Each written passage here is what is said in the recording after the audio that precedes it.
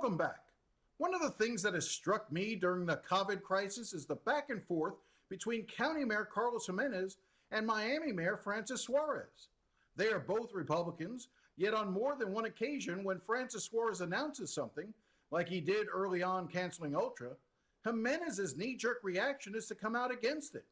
And then eventually he comes around and follows Suarez's lead. I had a chance to ask Suarez about why he thinks this is happening.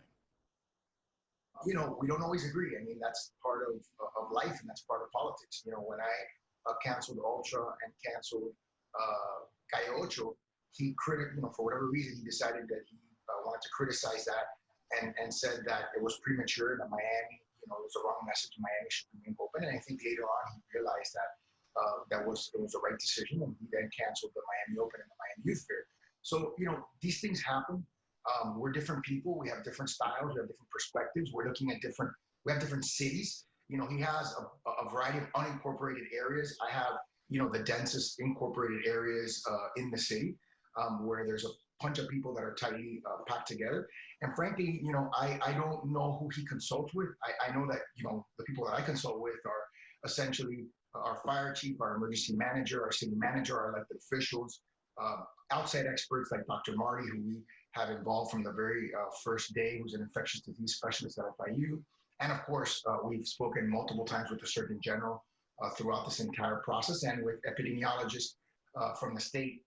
So that's what the process that we've gone through. And, I think what's interesting is that this decision to open and close parks and marinas, wasn't followed by not just Miami. So it's not really a Jimenez Suarez thing. It wasn't followed by Miami Gardens. It wasn't followed by Hialeah, which are the three largest municipalities in Dade County. And I think that shows that the municipalities are a little bit more, the major municipalities are a little bit more worried that we could see a potential second wave if we're not careful on the way out as we were on the way in. As you noted, you were the second patient confirmed in Miami-Dade County.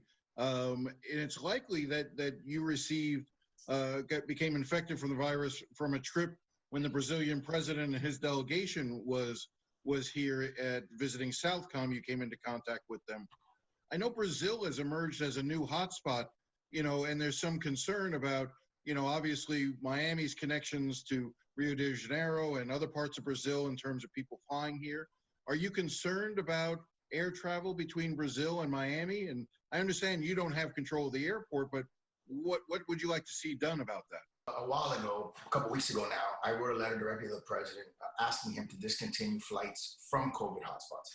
And the reason why was because, we are doing so much as a community to discipline ourselves. We're staying at home. We're implementing these measures that are unprecedented in our history. And one of the concerns that I had was, if we're doing everything to contain the virus from spreading internally, then what becomes our biggest threat? It's an external influence. And so our airport, under normal operating circumstances, has 50 million passengers that fly through it a year. 50 million. That is more than twice the population of the entire state of Florida. Even at 10% capacity, it's 5 million people, which is almost twice the population of the entirety of Miami-Dade County. And so the concern that I had was, we work hard here locally to contain the virus, and then we can get another contagion, essentially, the way we got, in many ways, the first one, which is to have people flying in from COVID hotspots, which understandably are maybe trying to get away from areas that have a high level of contagion and are coming over here. And so that's been a concern that I expressed. Another point of disagreement between the county mayor and I, although I saw him write a letter to the president now, which seemed to support what the letter that I wrote a few weeks ago. So I think this is the kind of issue that really shouldn't be anything personal. We're here to do everything we can to protect our residents. We can't have disagreements. That's okay. That happens. We try to minimize them, because what happens with the disagreements is they create confusion.